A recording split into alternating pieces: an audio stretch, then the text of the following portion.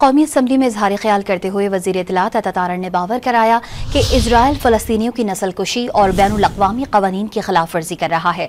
बावर कराया कि फ़लस्तीन के मामले पर सियासत नहीं होनी चाहिए। PTI रहनुमा अली मोहम्मद खान ने मसले फ़लस्तीन पर पार्लियामेंट का मुश्तरका इजलास तलब करने का मुतालबा कर दिया।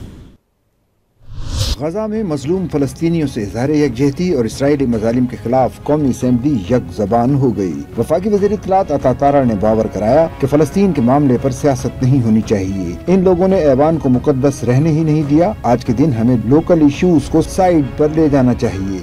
आपसे इल्तमास करता हूँ कि इस इश्यू के ऊपर आज ये हाउस जो है मुत्तहिद हो जाए, कोई सियासी बात इस पर ना करें। आज इस हाउस से यूनानिमस आवाज जाए, मुत्तहिद आवाज जाए, यूनिफाइड आवाज जाए और जोरदार आवाज जाए कि हम हर हाल में, जिंदगी मौत में, अच्छे बुरे मौसम में फलस्तीनियों के साथ हैं। रहनुमा तहरीक इंसाफ अली मोहम्मद खान ने मुतालबा किया कि मसला फलस्तीन पर मुश्तरका इजलास में तमाम सियासी जमातों के सरबराहों को मदऊ किया जाए। इसराइल नाकाबिल कबूल है। फलस्तीन का वही हल होगा जो फलस्तीनी अवाम को काबिल कबूल होगा। तमाम मसाइल के बावजूद कश्मीर और फलस्तीन पर हमारी आवाज यकसू होनी चाहिए। And I would request all of the Pakistanis that please, on this issue, please get united.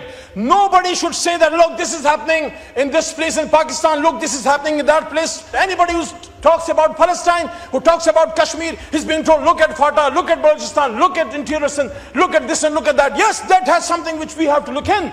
But when you talk about Palestine, when you talk about Kashmir, the voice should be one. Peoples Party के रहनुमा अब्दुल कादिर पटेल ने बावर कराया कि Israel सिर्फ बद्दुआओं से तबाह नहीं होगा। आबादी ने अब आ भी गई तो वो पत्थर यहूदियों के बजाय हमें मारेंगी।